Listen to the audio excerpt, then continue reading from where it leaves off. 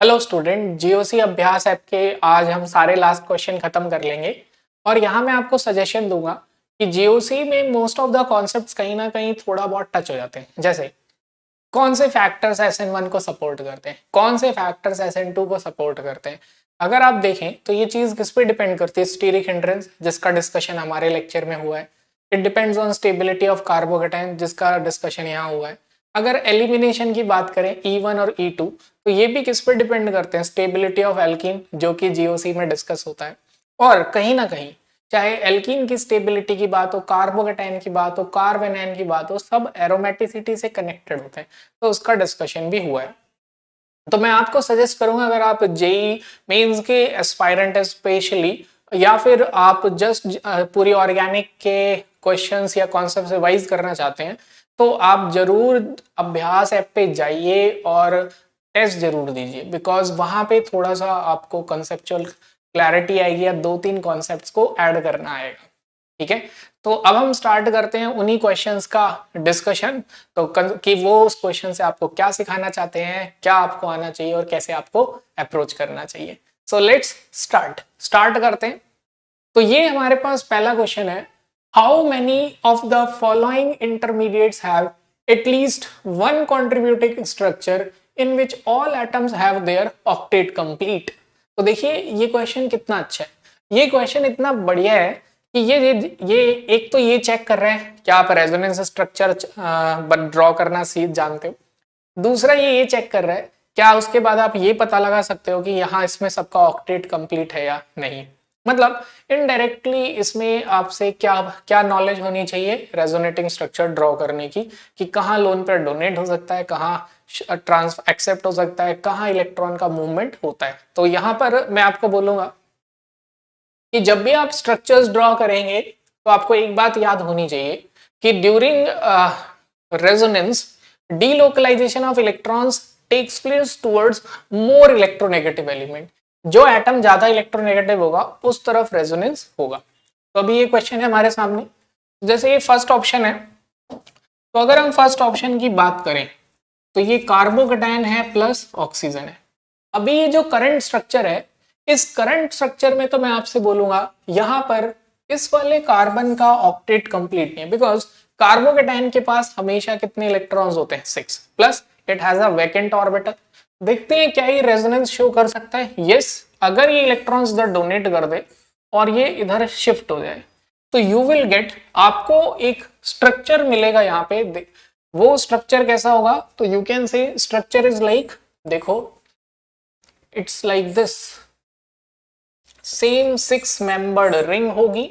Oxygen यहाँ pi bond बनाएगा with a positive charge, यहाँ पे इलेक्ट्रॉन आ जाएगा और यहाँ पे। तो व्हाट यू कैन से, अब आपको दिख रहा है ये एकदम बेंजीन की तरह है। और फिर आपको ये भी दिखा इसमें सबका ऑक्टेट कंप्लीट है। तो फर्स्ट कंपाउंड तो ऐसा है जिसके रेजोनेटिंग स्ट्रक्चर में सारे कंपाउंड्स के ऑक्टेट कंप्लीट है।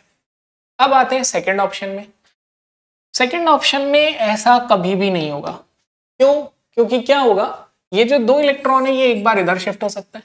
अगर ये इधर शिफ्ट हुआ तो ये स्ट्रक्चर कैसा बन सकता है? तो यू कैन से, तो फर्स्ट ऑफ ऑल ऐसा करते हैं, इसके फटाफट रेजोनेटिंग स्ट्रक्चर्स ड्रॉ करके देख लेते हैं। तो हमें पता है कि we have a structure like this. अगर इसका रेजोनेटिंग स्ट्रक्चर होगा तो वो कैसा होगा? It will be like this. और कैसा हो सकता है इसका रेजोनेटिंग स्ट्रक्चर? और इसका रेजोनेटिंग स्ट्रक्चर हो सकता है लाइक दिस। ठीक है, तो वी हैव दीज 3 पॉसिबिलिटीज। लेकिन किसी भी रेजोनेटिंग स्ट्रक्चर में हमें ऐसा कंपाउंड नहीं मिल रहा है या ऐसा स्ट्रक्चर नहीं मिल रहा है जिसमें ऑक्टेट कंप्लीट ना हो। क्यों? क्योंकि यहाँ पर कभी ना कभी कार्बोकेटाइन जनरेट हो रहा है, और अगर कार्बोकेटाइन जनरेट हो रहा है तो डेफिनेटली ऑक्टेट तो कंप्लीट नहीं है यहाँ पर। ठीक है, तो ये हमारा आंसर नहीं होगा। दिस कंपाउंड, इस कंपाउंड का कोई भी ऐसा रेजोनेटिंग स्ट्रक्चर नहीं है जिसमें सभी का ऑक्टेट कंप्लीट हो। देन नेक्स्ट, क्या इस कंपाउंड का ऐसा कोई रेजोनेंस स्ट्रक्चर बन सकता है? तो लेट्स ट्राई।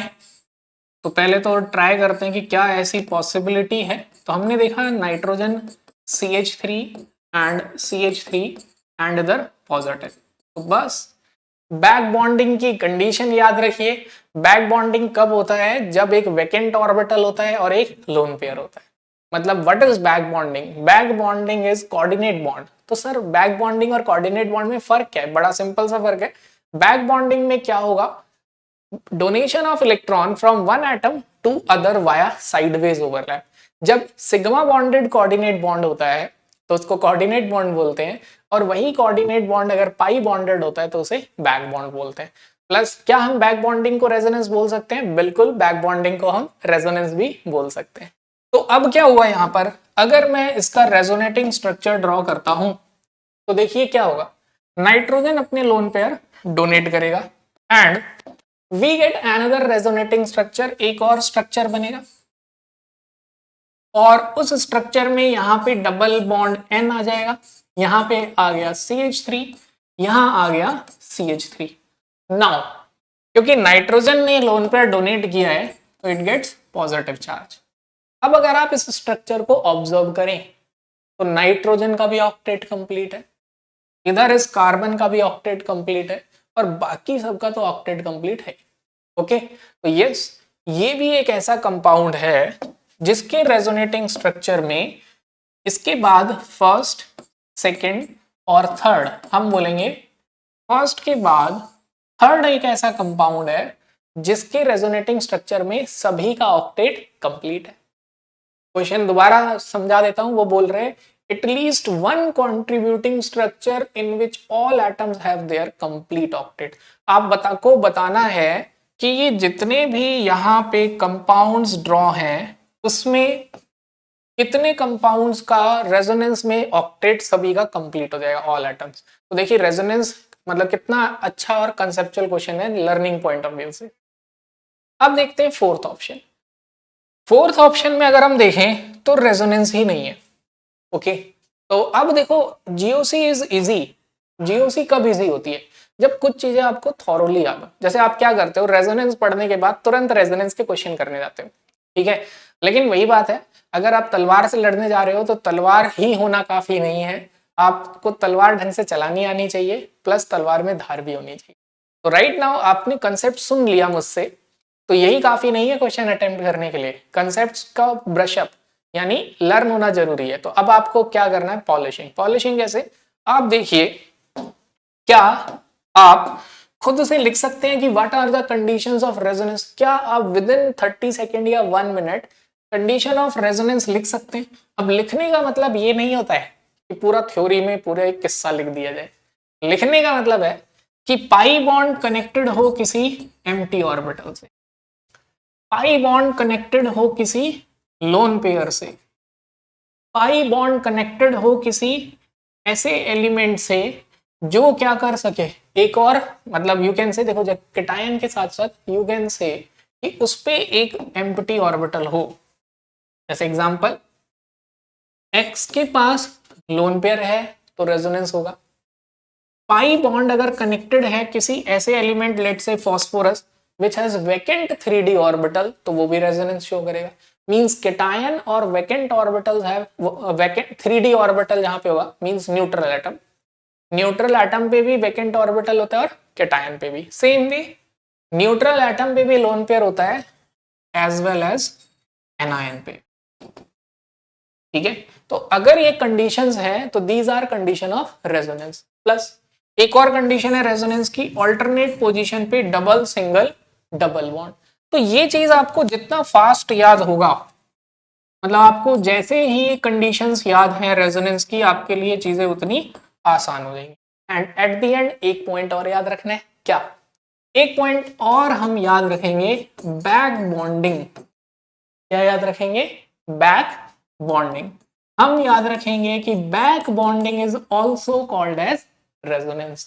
बैक बॉन्डिंग को भी हम क्या बोलते हैं? रेजोनेंस। क्लियर है? तो back bonding is also called as resonance. तो बैक बॉन्डिंग की जो कंडीशंस है वो याद रखिए, तो रेजोनेंस की कंडीशन याद होगी। जैसे एक एग्जांपल लिख लेते हैं यहाँ पे। यहां पर अगर मैं बात करूं तो you can say we have a cation and we have a oxygen atom. Will it show resonance? Yes, it will show resonance. ठीक है, तो अब इस क्वेश्चन में देखते हैं, तो हमें फोर्थ में क्लियरली दिख रहा है, जितनी चीजें हमें पता है उसे देखते हुए पता चला कि fourth will not show resonance, वो रेजोनेंस शो नहीं कर रहा है, it is not showing resonance. Okay, fifth option, fifth में अगर देखें तो क्या ये रेजोनेंस शो कर रहा है? Yes, pi bond is connected with cation, ये जो हमने आपको कंडीशन बताई है वो सेटिस्फाई हो रही है, तो yes it will show resonance, ये रेजोनेंस शो करेगा। ठीक है, तो क्यों ना इसका रेजोनेटिंग स्ट्रक्चर भी बना दिया जाए फटाफट। बिल्कुल, इसका रेजोनेटिंग स्ट्रक्चर भी हम बना लेते हैं। तो देखिए जरा, ये साइक्लोहेक्सेन है, डबल बॉन्ड है, ऑक्सीजन है, तो लेट्स ड्रॉ दिस स्ट्रक्चर। तो ये जो कंपाउंड हमें मेंशन था वो कंपाउंड ऐसा था। ठीक है, अब क्या करते हैं, रेजोनेटिंग स्ट्रक्चर ड्रॉ करते हैं। इसका अगर रेजोनेटिंग स्ट्रक्चर ड्रॉ होगा तो देखो जरा, क्या मैं सही ड्रॉ कर रहा हूं? ठीक है, क्या होगा देखो, यू कैन से ये इलेक्ट्रॉन्स इधर डोनेट होंगे, जैसे ही इलेक्ट्रॉन इधर डोनेट होंगे तो आप कह सकते हो कि डबल बॉन्ड यहां आ गया, और इधर क्या आया? पॉजिटिव। कभी भी पॉजिटिव और नेगेटिव हो तो they will strong very attractive, very strongly, तो प्लस माइनस रह ही नहीं पाते। ठीक है, तो कभी भी प्लस और माइनस को हम रेजोनेटिंग स्ट्रक्चर के कंट्रीब्यूशन में काउंट नहीं करते। जैसे क्वेश्चन आता है ना, वैलिड रेजोनेटिंग स्ट्रक्चर, क्योंकि तुम्हें इसमें इतना ज्यादा स्ट्रॉन्ग अट्रैक्शन होता है कि वो एग्जिस्ट नहीं करेंगे। अब यहाँ पे जैसे ही मैं बात बोलूंगा कुछ बच्चों के दिमाग में एक डाउट आएगा कि सर, जब आपने अभ्यास ऐप के क्वेश्चंस करवाए थे तो आपने बोला था कि this compound can exist in ionic state. ठीक है, या तो पढ़ते वक्त डाउट आएगा या आधे बच्चों के दिमाग में अभी आ गया होगा कि सर ये आयनिक स्टेट में एग्जिस्ट कर रहा है, और अब आप यहां मना कर रहे हो। तो रीजन, यहां एक ड्राइविंग फोर्स है, मोस्ट स्टेबल एरोमेटिक स्ट्रक्चर बन रहा है, तो it can exist as cation. ठीक है, theoretically we can isolate aromatic cation, but यहां पे कुछ एरोमेटिसिटी जैसा नहीं है, तो इसलिए मैंने बोला कि यहां पर जब स्ट्रक्चर बनेगा तो ये बस मैंने आपको बना के दिखाया है, बट एक्चुअली अगर इस स्ट्रक्चर से आपको रेजोनेटिंग स्ट्रक्चर बनाना है तो आप ऐसे बना के दिखाओगे कि देखो जरा, इसने अपने इलेक्ट्रॉन यहां डोनेट कर दिए, तो जैसे इसने यहां डोनेट कर दिए तो व्हाट यू कैन से, आपका स्ट्रक्चर कैसा बना कंपाउंड का? Like this.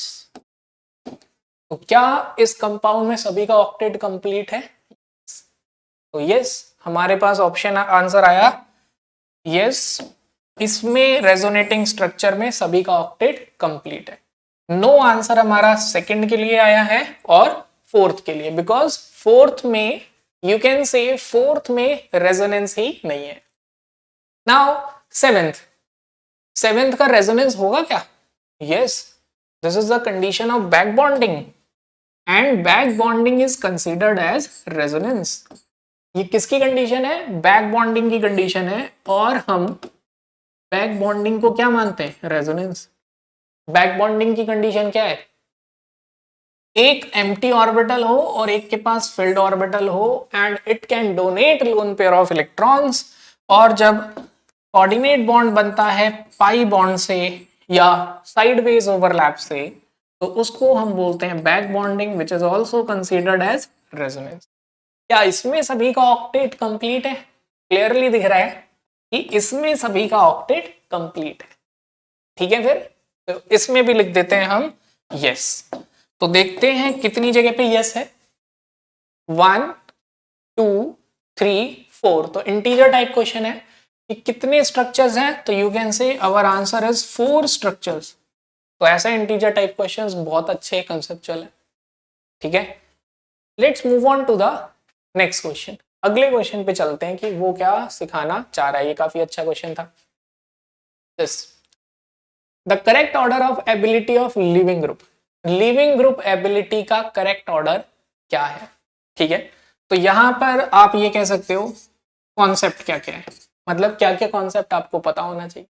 पहला कॉन्सेप्ट आपको पता होना चाहिए weak bases are good leaving group. तो गुड लिविंग ग्रुप के लिए एक वर्ड है न्यूक्लियोफिगाइल, न्यूक्लियोफिगैसिटी। ठीक है, तो न्यूक्लियोफिगैसिटी क्या होती है? Ability of living. ठीक है, तो इसे आप बोल सकते हो गुड आर न्यूक्लियोफिगाइल बोल देते हैं। ओके, देन उसके बाद हम आते हैं अगली स्टेटमेंट पे। और क्या चीज पे डिपेंड करते हो? ऑब्वियसली वीक बेस कौन सा होगा? जो लोन पेयर इजीली डोनेट नहीं कर पाएगा। कौन इजीली लोन पेयर डोनेट नहीं करेगा? जो ऑलरेडी स्टेबल होगा। तो यू कैन से स्टेबिलिटी ऑफ एनायन। एनायन की स्टेबिलिटी भी इस बात पे डिपेंड करती है। अगर एनायन ज्यादा स्टेबल है तो वो ग्रुप लीव करेगा। समझ भी सकते हो। लेट से हमारे पास एक कंपाउंड है RX, उसने बनाया R पॉजिटिव X नेगेटिव।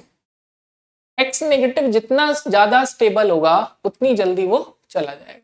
तो यू कैन से स्टेबिलिटी ऑफ एनायन। तो ये दो थॉट प्रोसेस आपके ब्रेन में होना चाहिए कि स्टेबिलिटी ऑफ एनायन, एनायन की स्टेबिलिटी फेवर करती है लिविंग ग्रुप एबिलिटी को, फेवर लिविंग ग्रुप एबिलिटी।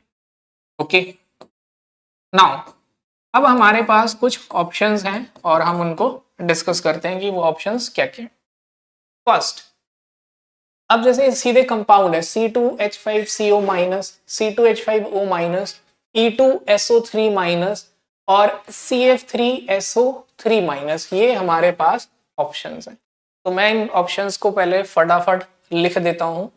ठीक है, कि we have CH3C double bond O minus.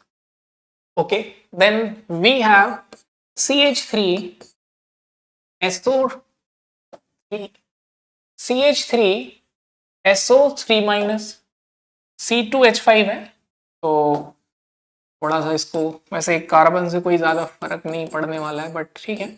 CH3CH2 S double bond O minus. Then एक और ऑप्शन इसमें मेंशन है CF3। ध्यान रखना, fluorine has very strong minus I effect और 3 फ्लोरीन का तो बहुत ज्यादा स्ट्रॉन्ग माइनस आई इफेक्ट होगा। तो इसको समझने के लिए हम ऐसा कर देते हैं कि कार्बन के साथ क्या करेंगे, कार्बन के साथ 3 फ्लोरीन को अटैच कर देंगे। Then we get S double bond O minus. And और क्या है यहाँ पे? C2H5O minus, CH3CH2O minus. देखिए, इसके लिए हम दो कॉन्सेप्ट लगा सकते हैं। ठीक है, we can use two concept. पहला कॉन्सेप्ट स्टेबिलिटी ऑफ एनायन, दूसरा कॉन्सेप्ट इनको कॉन्जुगेट इनका क्या बना दे। जैसे लेट से कि ये कंपाउंड है, इनमें H+ ऐड कर दे।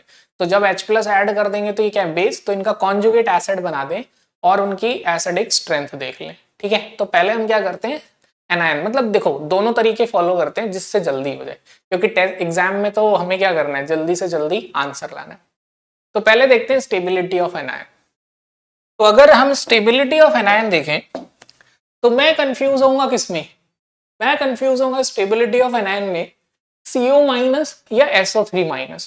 क्यों? क्योंकि रेजोनेंस दोनों में है और इक्विवेलेंट रेजोनेंस दोनों में है। जब दोनों में इक्विवेलेंट रेजोनेंस हो, ध्यान से सुनना ये मेरी बात, माना कि जिसमें इक्विवेलेंट रेजोनेंस होता है उसको विन करवाते हैं किससे? नंबर ऑफ रेजोनेटिंग स्ट्रक्चर से। एक एग्जांपल सुन लो, जैसे फिनॉक्साइड आयन और एसीटेट आयन में ज्यादा स्टेबल एसीटेट आयन है, उसके 2 रेजोनेटिंग स्ट्रक्चर हैं लेकिन दोनों इक्विवेलेंट है।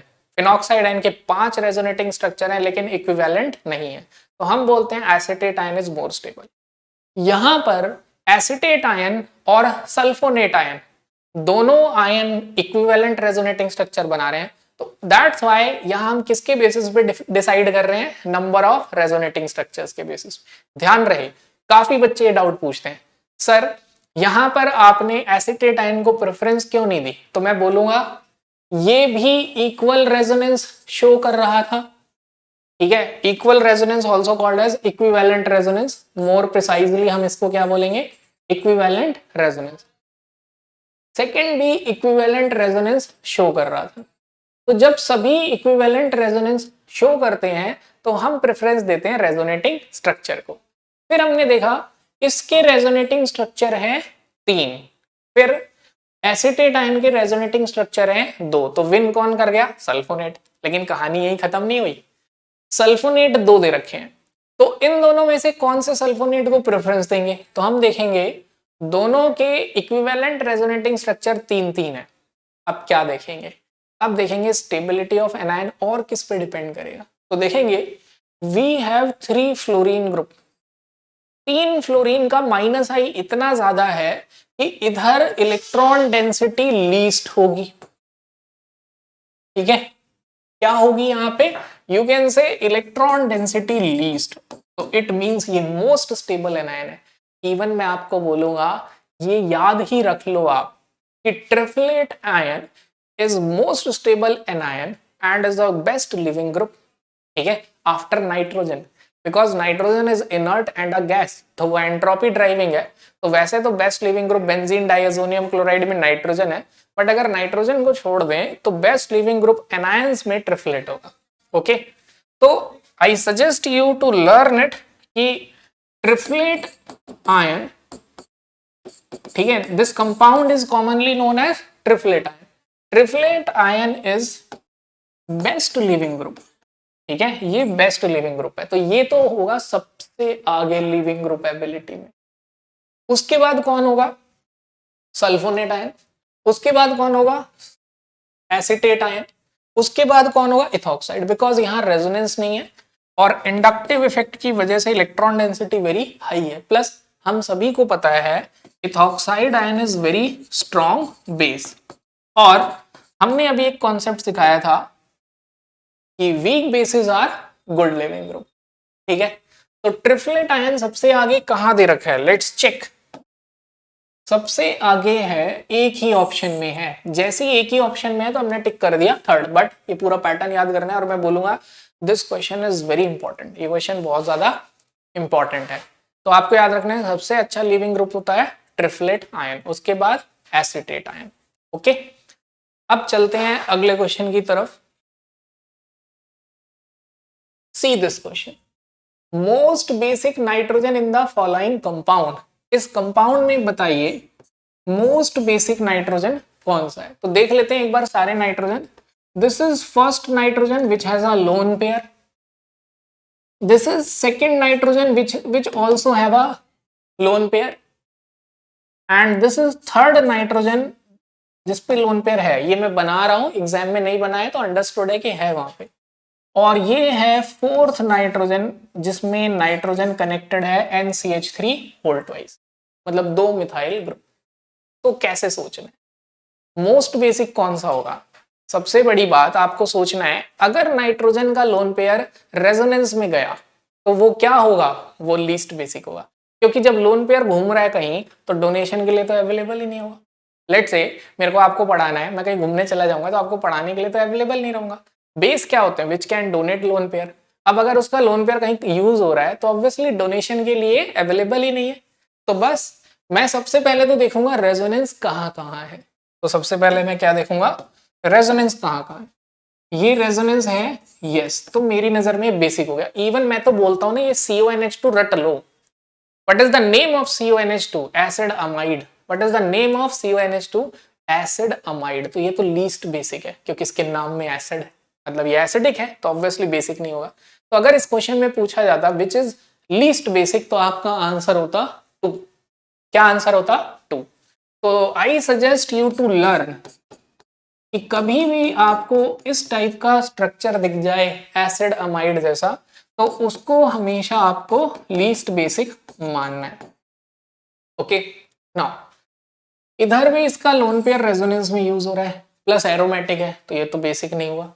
देन यहाँ पे जो नाइट्रोजन है इसका भी लोन पेयर रेजोनेंस में यूज हो रहा है, तो ये भी हमारा बेसिक तो होगा बट थोड़ा सा कम होगा।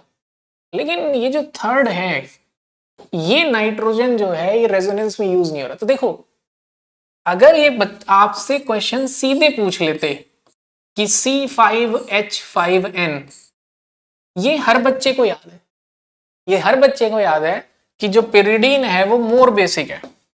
ठीक है, why it is more basic? क्योंकि इसका लोन पेयर रेजोनेंस में इन्वॉल्व नहीं है। रेजोनेंस में इसके पाई बॉन्ड्स ही मूव करते हैं। This lone pair is not involve in resonance. तो हमें इजीली पता होता है कि pyridine is more basic than aniline.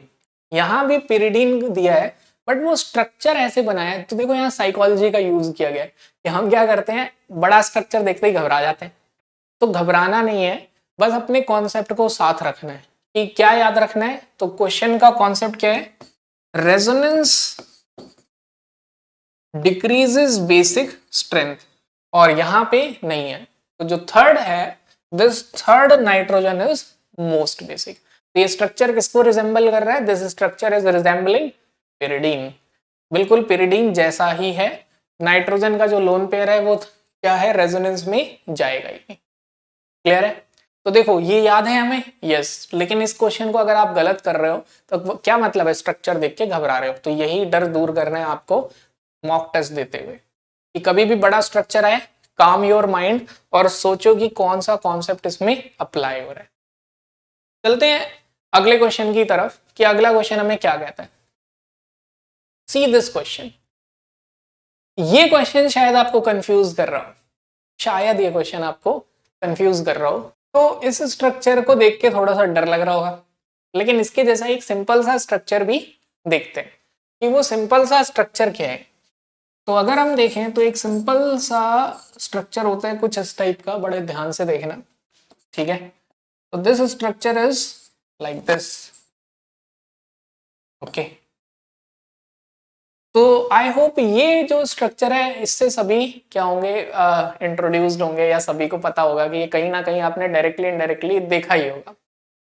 इस स्ट्रक्चर में क्या होता है, double single double single double single double single double single double single double, इस टाइप का बॉन्ड होता है।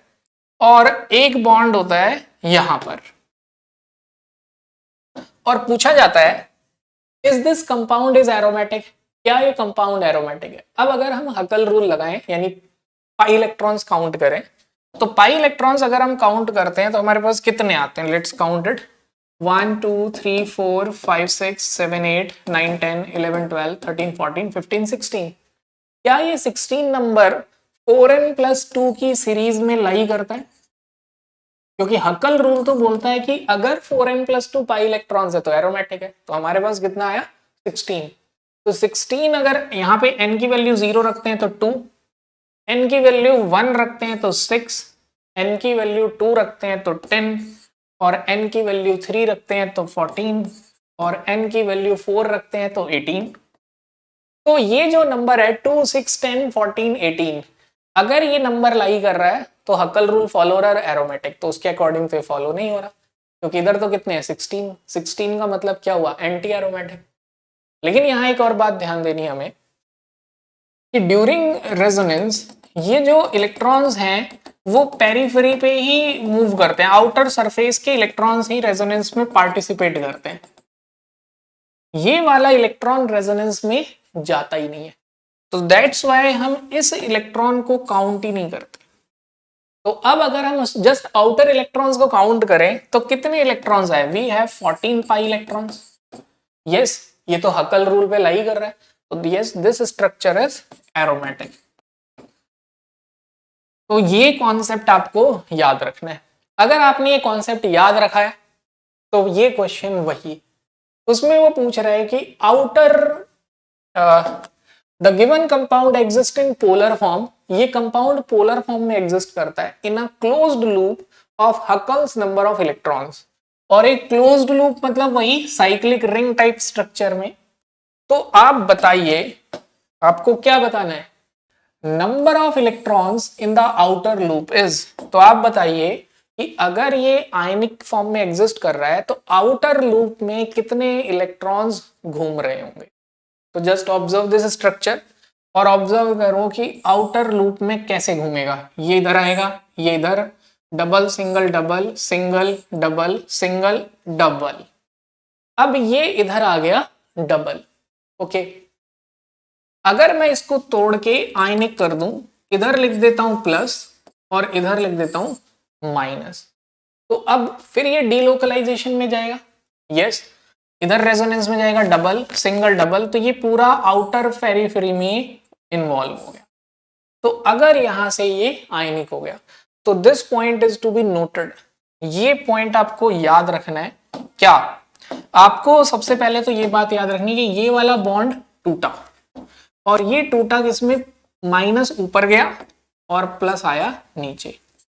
अगर ये इस तरीके से एग्जिस्ट हो बाय ब्रेकिंग दिस बॉन्ड, तब ये पूरा जो आपको येलो दिख रहा है, या अगर येलो विजिबल नहीं है तो इसे रेड कर देते हैं, तो ये जो पूरा रेड है ये पूरा आउटर पेरिफेरी में मूव करता रहेगा pi electrons. Now just count these red. तो 1 2 3 4 5 6 7, तो कितने इलेक्ट्रॉन्स हुए, 7 pi bonds. And 7 pi bonds means 14 pi electrons. समझ रहे हो, उसने बोला है ये कंपाउंड आयनिक फॉर्म में एग्जिस्ट करता है, तो आपने इसे आयन बना लिया। उसके बाद पाई इलेक्ट्रॉन आउटर पेरिफेरी में ही मूव करते हैं, तो पहले देख लो कि मूव कर रहे हैं या नहीं। आप मेरी इस बात से सहमत हैं या नहीं, तो बिल्कुल ये इधर मूव करेगा तो ये इधर मूव करेगा, तो ये इधर, तो देखो जरा ये इधर मूव करेगा, ठीक है। उसके बाद डबल सिंगल डबल, फिर दोबारा से जब ये डबल यहां आ गया तो जब ये इधर मूव करेगा उसके बाद फिर ये इधर मूव करेगा, पूरे आउटर पेरिफेरी पे रोटेशन होगा। तो मैं आपको ये बोलूंगा कि आप इस स्ट्रक्चर को, क्योंकि मैंने बोला तो आपको लग गया कि रिंग पे मूव करेगा, लेकिन आप ऐसे एरो बना के देखो कि क्या आप पूरी आउटर पेरिफेरी पे पाई इलेक्ट्रॉन्स को घुमा सकते हो। पेरिफेरी मतलब आउटर सरफेस, ओके। तो जस्ट अगर आप ये देख ड्रॉ कर सकते हो, थोड़ा सा यहां सोचना है, मैं चाहता हूं यही सोचो इस स्ट्रक्चर से यहां तक। तो योर आंसर, तो दिस कंपाउंड इज एरोमेटिक। तो देखो ये तो आपने अपने नोट्स में ऐड किया होगा, इट इज एरोमेटिक, जबकि पाई इलेक्ट्रॉन्स इसके पास 16 है लेकिन गिनते 14 है, क्योंकि बीच वाला जो रेड है वो इंक्लूड नहीं होता। फिर आपने एजुलिन भी अपने नोट्स में ऐड किया है कि एजुलिन आयनिक फॉर्म में एरोमेटिक होता है, इसलिए आयनिक फॉर्म में एग्जिस्ट करता है, ये हमने अपने लास्ट अभ्यास ऐप में बताया है। फिर आपको एक और अपने नोट्स में ऐड करना है कि ये कंपाउंड भी आयनिक है एज वेल एज एरोमेटिक है, ठीक है। Add up this in your notes also. तो जेईई मेंस के लिए बहुत अच्छा क्वेश्चन था ये, ठीक है।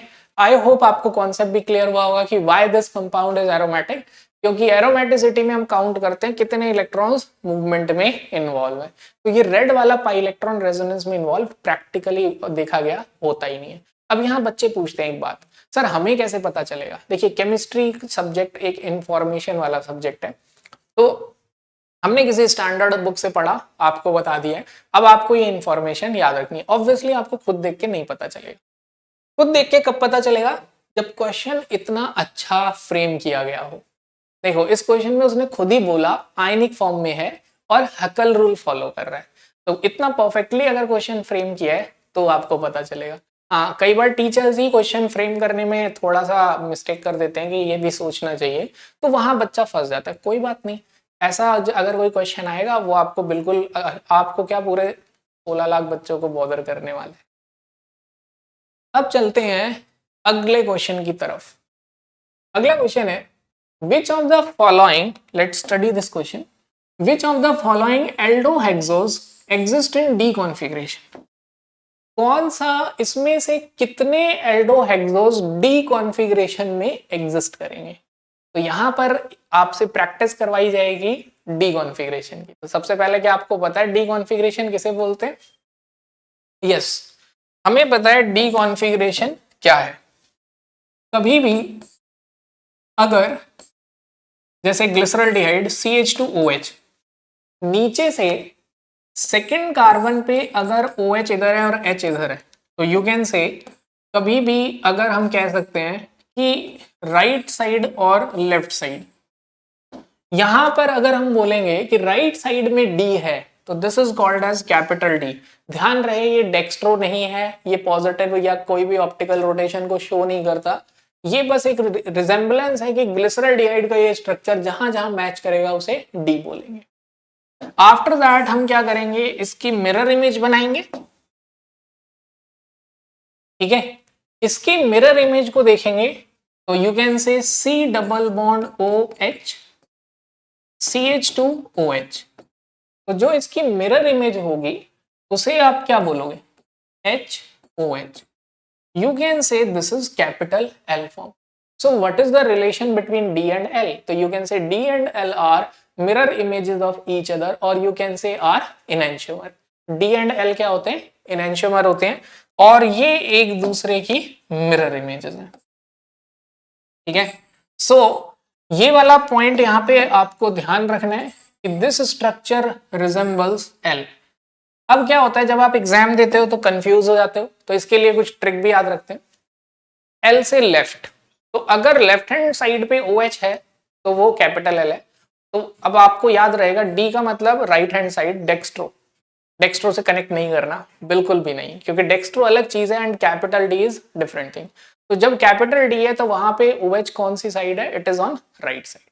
नाउ अब हम क्या करते हैं, इस स्ट्रक्चर को ड्रॉ करते हैं. Let's try to draw it. इसको ड्रॉ करने की कोशिश करेंगे.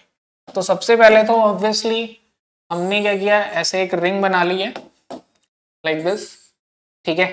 तो सबसे पहले मैं आपको एक स्ट्रक्चर ड्रॉ करके दिखाता हूं कैपिटल D का. किसका? Capital D. तो देखो CH2OH एंड यू कैन से this is OH and H. अब सुनो, जैसे ही उसने क्वेश्चन में बोला है D कॉन्फ़िगरेशन, तो ये पोजीशन तो फिक्स है. अब आप क्या वेरी कर सकते हो, मतलब मैं अगर काउंट करूं, देखो जरा, अगर मैं इसको काउंट करता हूं तो this is first carbon, this is second carbon, third, fourth, fifth and sixth carbon की पोजीशन फिक्स है. फिफ्थ और सिक्स्थ वेरी क्या कर सकता है? 2, 3 एंड 4. और देखा जाए तो 2 भी वेरी नहीं कर रहा है. ठीक है, क्योंकि 2 के साथ क्या है? 2 हाइड्रोजन. तो अब आप क्या कर सकते हो, थर्ड और फोर्थ पोजीशन को इंटरचेंज कर सकते हो. तो देखते हैं कितने ड्रॉ कर सकते हैं. तो हमने ये ड्रॉ किया HOH, फिर ये है फोर्थ पोजीशन, फिर ये है थर्ड पोजीशन, और ये है सेकंड पोजीशन. ठीक है. तो ये हो गया. पहले तो हम सिंप्लीफाई करते हैं चीजों को. OH, OH and OH. तो पहला स्ट्रक्चर तो हमने ऐसे ड्रॉ कर लिया D का. ठीक है. अब एक और स्ट्रक्चर ड्रॉ करते हैं. ध्यान से देखो, अगेन आपके पास फिक्स है कि इधर है CH2OH, फिर आपके पास ये भी फिक्स है कि जो सेकंड लास्ट कार्बन है उसकी पोजीशन भी फिक्स है. अब आप जस्ट क्या कर सकते हो, इसके जस्ट ऊपर वाले की पोजीशन चेंज कर दो. ठीक है, और बाकी सारी सेम रख लेते हैं.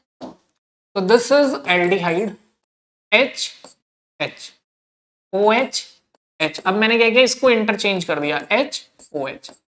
तो देखो दोनों D कॉन्फ़िगरेशन है. यस और no? Yes, both are D configuration. ठीक है. हाउ? क्योंकि हम क्या ध्यान रख रहे हैं कि ये कॉन्फ़िगरेशन में OH हमेशा क्या हो? राइट. अब आपको बिल्कुल समझ आ रहा है कि एक और चेंज आ जाएगा. क्या? एक और चेंज क्या आएगा कि अब OH वाला ग्रुप जो मैंने इधर की है, अब इस वाले OH को भी इधर कर देता हूं. ठीक है. तो एक और ऐसा कर लेते हैं. तो फिर हमने स्ट्रक्चर को फिक्स किया. बीच में 1, 5, 4, 3, 2 एंड अब जो हमारे पास फिक्स पोजीशन है उसको फिक्स करते हैं. CH2, ध्यान से देखना, CH2OH ये चेंज नहीं कर रहा हूं मैं. समझ में आ रहा है क्यों नहीं चेंज कर रहा हूं? क्योंकि क्वेश्चन में D कॉन्फ़िगरेशन पूछी है. OH और H, अब इसको ऐसे ही रहने दिया. अब मैंने इसको भी चेंज कर दिया. इधर आ गया H, इधर आ गया OH. इसमें तो क्या ही चेंज करें, दोनों तरफ H है. तो we get 3 different D configuration. क्या आप एक और सोच सकते हो? यस, एक और सोचा जा सकता है. क्या? इस वाले, ध्यान से देखना, अगर मैं इस वाले OH को इधर ले आऊं तो एक और अलग कॉन्फ़िगरेशन बन जाएगी. तो टोटल क्या इससे अलग सोच सकते हो? नो. तो टोटल हम कितने D आइसोमर बना सकते हैं? 4. तो अगेन यू कैन से, तो ये समझ रहे हो आप कि अगर मैं इस OH को इधर ले आऊं तो मैं ब्लू कलर से लिख के दिखा देता हूं यहीं पे. ठीक है. लेट्स से कि ये हो गया OH और ये हो गया H. तो देखो ये वाली फॉर्म इन दोनों से मैच नहीं कर रही और खुद से भी डिफरेंट है। तो we get how many different isomers, कितने फॉर्म मिले डी कॉन्फ़िगरेशन के? 4। तो आपको समझना है इस बात को कि डी में ये फिक्स हो गया कि जो सेकंड लास्ट कार्बन है उसका OH हमेशा राइट हैंड साइड पे होगा, उसके अलावा आप बाकी पोजीशंस को चेंज कर लो। ठीक है, तो वी हैव 4 आइसोमर्स। अब मैं चाहता हूं आप ये सोचो कि अगर इधर ये CH2 के साथ OH होता तो कितने आइसोमर्स और बनते। Okay, think over it, try to draw it. देखो फायदा आपको खुद भी पढ़ के होने वाला है। Obviously we always play a role, हम एक रोल प्ले करते हैं बच्चों को सिखाने में, लेकिन जो रिजल्ट आता है वो बच्चे की अपनी मेहनत से आता है। तो अब यहाँ पे आप बिल्कुल भी ये आलस मत दिखाना या फिर बोलेंगे कि क्यों टाइम वेस्ट, कई बच्चों को टाइम वेस्ट लगता है, मेरे को समझ नहीं आता हाउ। तो बिल्कुल आलस नहीं दिखाना है और आपको सोचना है कि कितने बन सकते हैं। थिंक ओवर इट, जितना सोचोगे उतनी आपकी एनालिटिकल कैपेबिलिटी बढ़ेगी। अभी आपको लगा ये क्वेश्चन समझ आ गया, इल्यूजन है, समझ तब आएगा जब जो मैंने अभी क्वेश्चन दिया है आप उसके डी कॉन्फ़िगरेशन वाले आइसोमर्स ड्रॉ करेंगे। तो ट्राई इट नाउ, स्क्रीन रोक के ट्राई करो और फिर अगला क्वेश्चन मेरे साथ डिस्कस करो। अगला क्वेश्चन है the number of resonating structure for anthracene. काफी बच्चों को वैसे तो डायरेक्टली से आप याद भी होगा कई बच्चों को कि इसके टोटल 4 रेजोनेटिंग स्ट्रक्चर्स होंगे, बट इसका रेजोनेटिंग स्ट्रक्चर ड्रॉ करने का ट्रिक क्या है, बाई चांस अगर आप बनाना चाहते हो तो मैं बोलूंगा आप क्या करो, एक रेजोनेटिंग स्ट्रक्चर बना लो लाइक दिस, कि जैसे आपने एक रेजोनेटिंग स्ट्रक्चर बना लिया। तो मैं आपको क्या बोलूंगा, आप जिसमें एक बेंजीन रिंग है, जैसे 2 स्ट्रक्चर में बेंजीन नहीं है, तो जिसमें एक बेंजीन रिंग है आप उसी की पोजीशन सबसे पहले चेंज करो। मींस ये जो बेंजीन है इसकी कॉन्फ़िगरेशन, वो बॉन्ड की पोजीशन को चेंज करना है। तो डबल सिंगल डबल, जहां सिंगल है वहां बना दो डबल। तो ये आपने बना दिया डबल डबल डबल। देख लो जरा, देख लो कि इधर और इधर पोजीशन एकदम हमने ऑल्टरनेट कर दी। अब उसके बाद क्या करोगे, उसके बाद ये देखो वहीं का वहीं है, ठीक है, तो ये बन गया स्ट्रक्चर। फिर जो मैंने आपको ट्रिक बताई वही फॉलो करो, बेंजीन की पोजीशन चेंज करो। सर एक बार तो कर दिया, दोबारा कैसे करें? इस बार देखो ये भी बेंजीन है और ये भी बेंजीन है, तो अब इस वाली बेंजीन के साथ तो खेल चुके हो, यू कैन से first ring, second ring, third ring. तो अब किसके साथ खेलना है? अब आपको सेकेंड रिंग के साथ खेलना है। तो अब हम क्या करेंगे, सेकेंड रिंग में पोजीशन चेंज करेंगे। क्यों?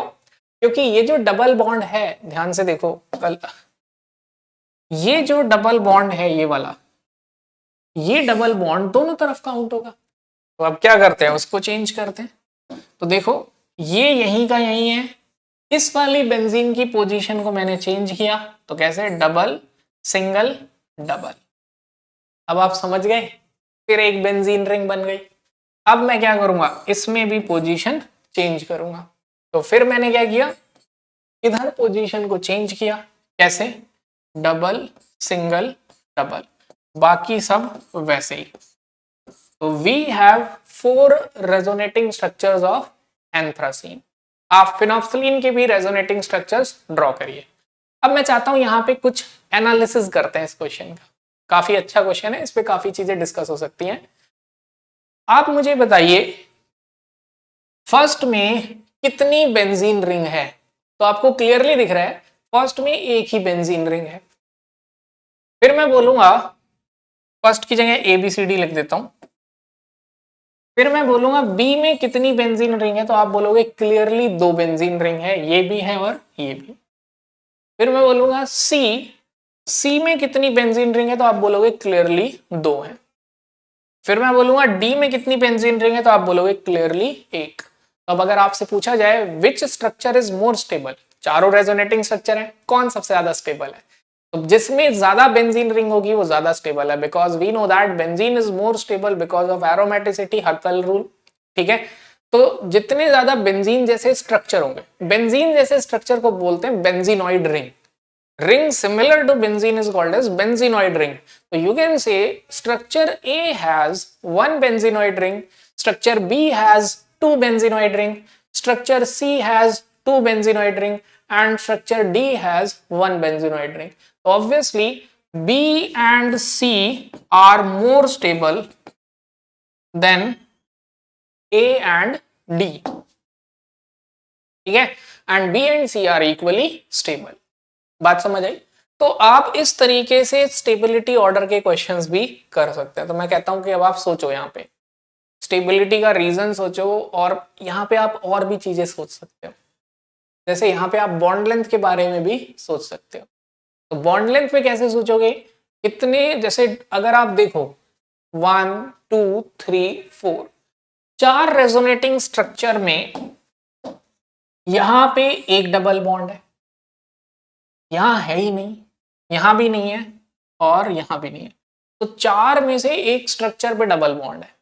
अब पिंक कलर से कोई दूसरा डबल बॉन्ड देखा जाए, यहां एक डबल बॉन्ड है, यहां एक डबल बॉन्ड है, वैसे इसके साथ नहीं देखते,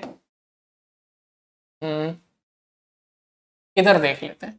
इधर एक बार डबल बॉन्ड नहीं है, इधर भी नहीं है, इधर एक बार है और इधर एक बार है।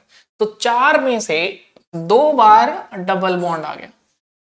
अब आप समझ रहे हो कि बॉन्ड लेंथ भी देखोगे कि कितने रेजोनेटिंग स्ट्रक्चर में डबल बॉन्ड कैरेक्टर है।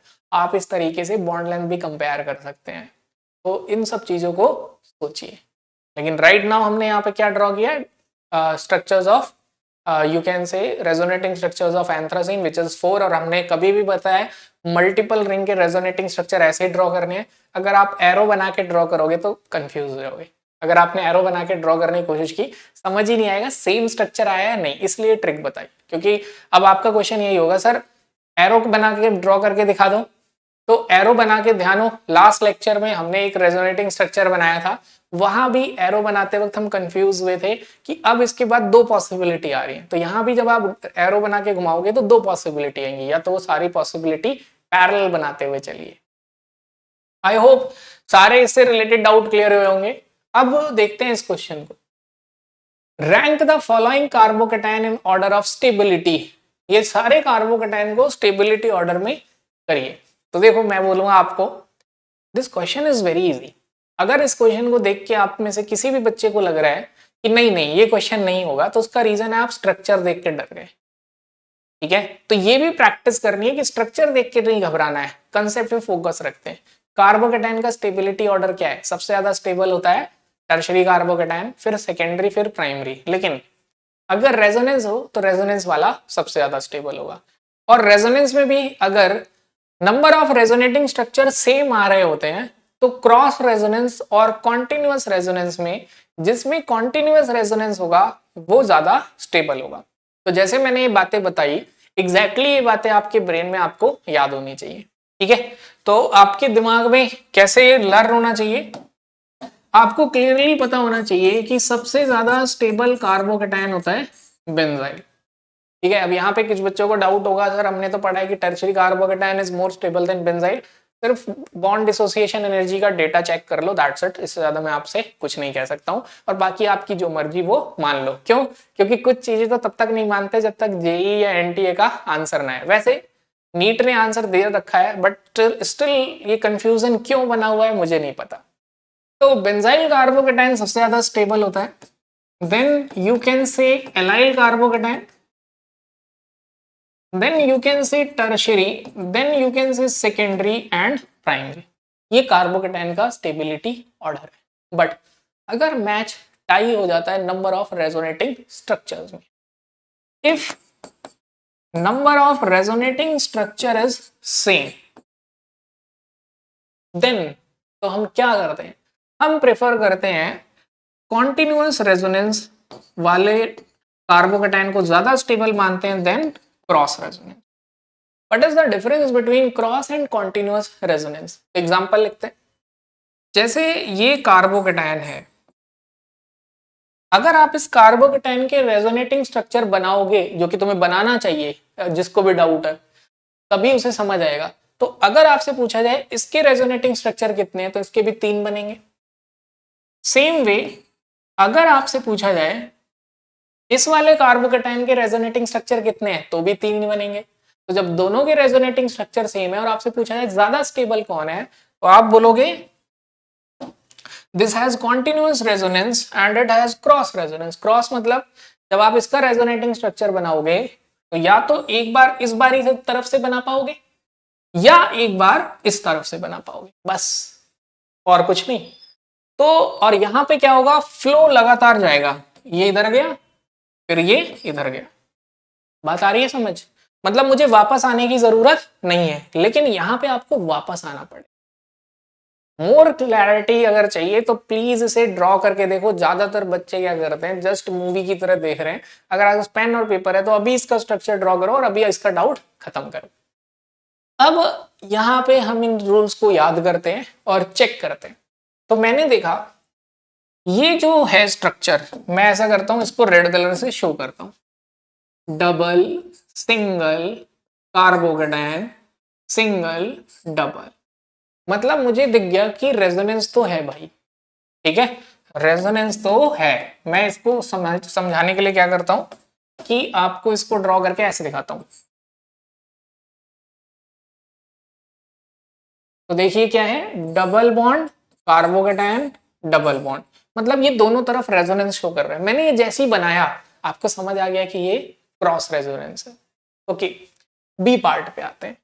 बी पार्ट पे देखें तो डबल, सिंगल, डबल, केटायन।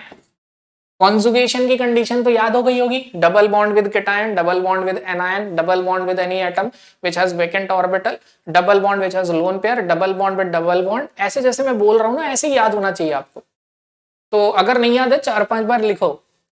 तो ये क्लियरली दिख रहा है कि ये है कॉन्टिन्यूअस रेजोनेंस, और ये क्लियरली दिख रहा है कि ये है क्रॉस। तो मुझे समझ आ गया कि out of A and B, A और बी में से ज्यादा स्टेबल कौन होगा, बी।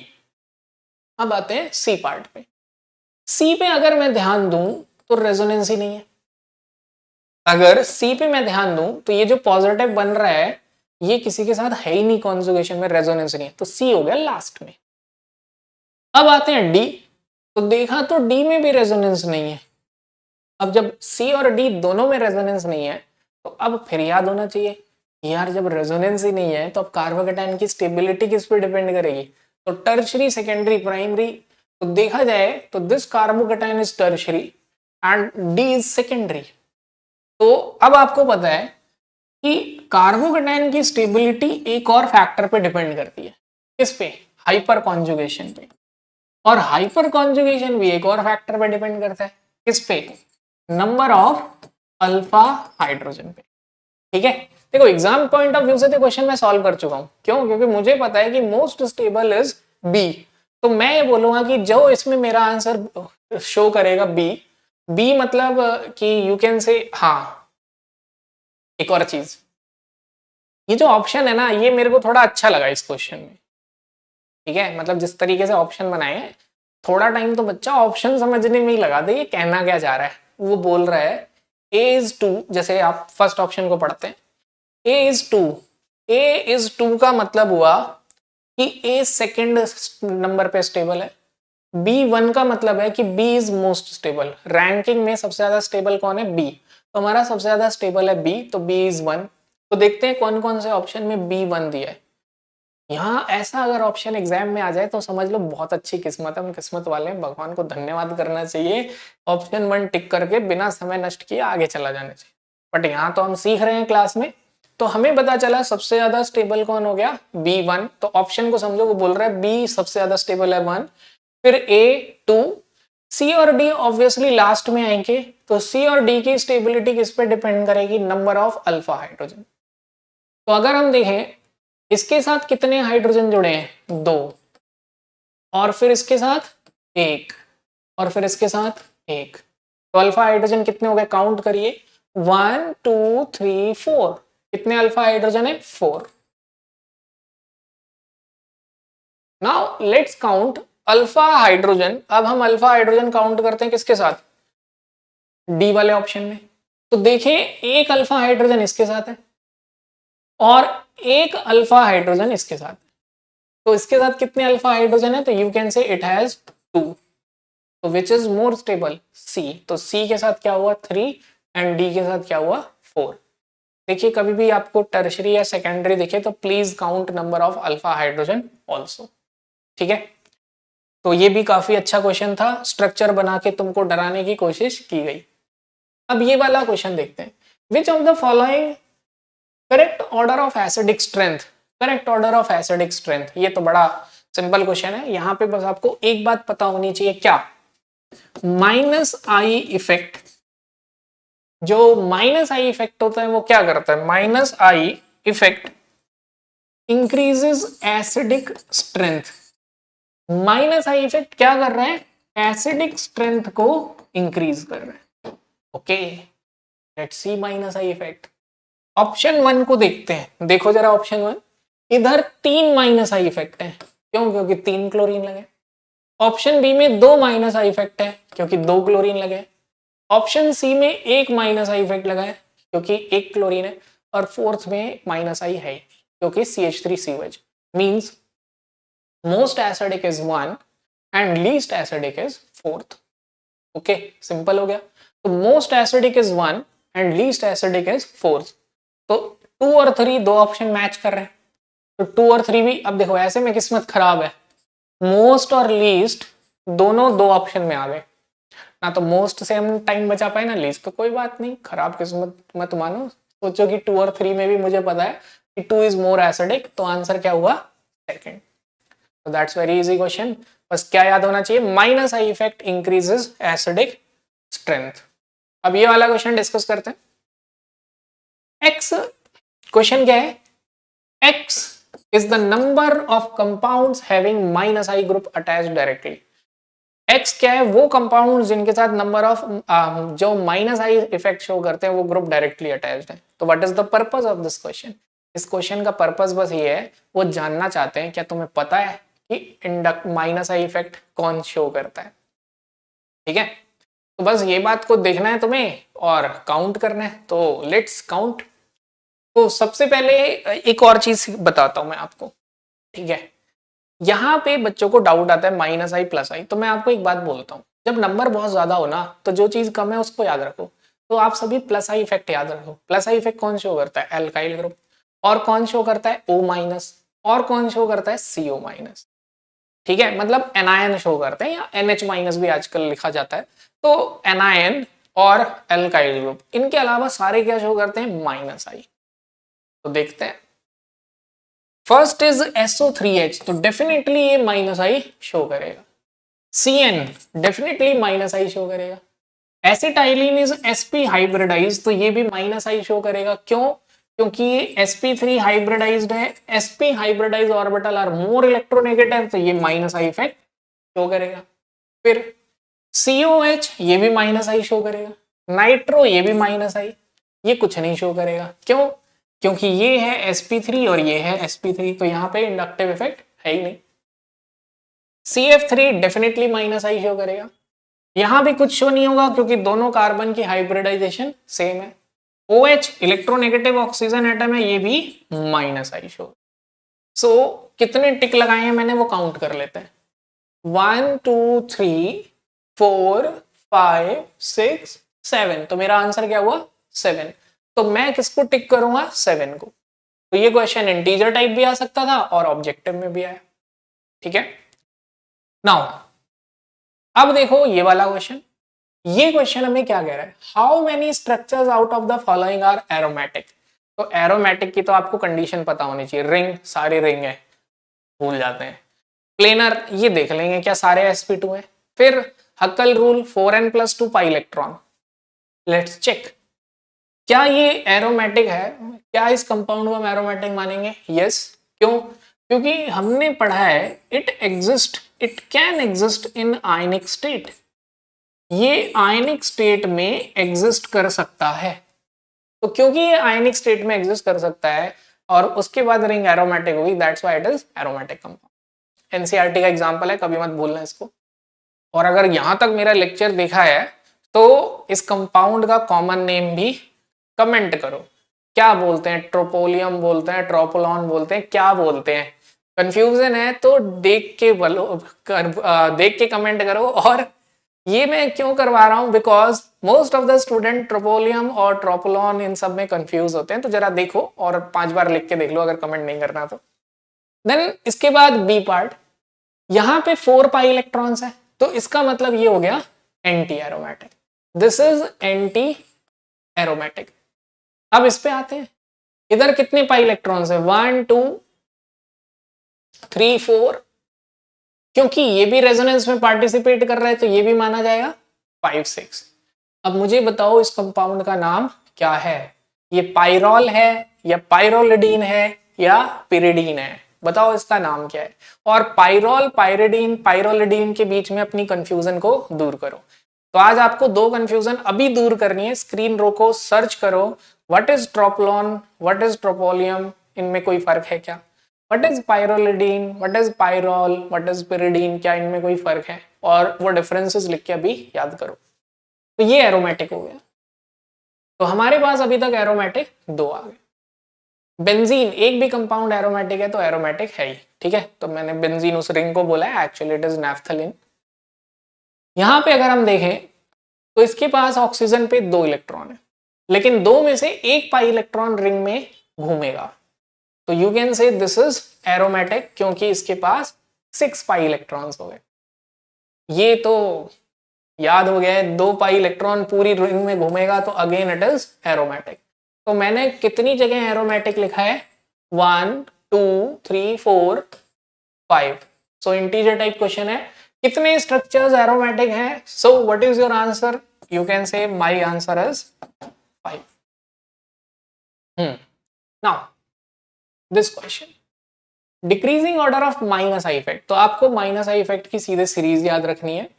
तो वैसे भी केटायंस का माइनस आई इफेक्ट हमेशा सबसे ज्यादा होगा, तो सबसे ज्यादा माइनस आई इफेक्ट होगा NH3+ का। उसके बाद नाइट्रोजन कंपाउंड्स इलेक्ट्रोनेगेटिव होते ही हैं, तो नाइट्रो।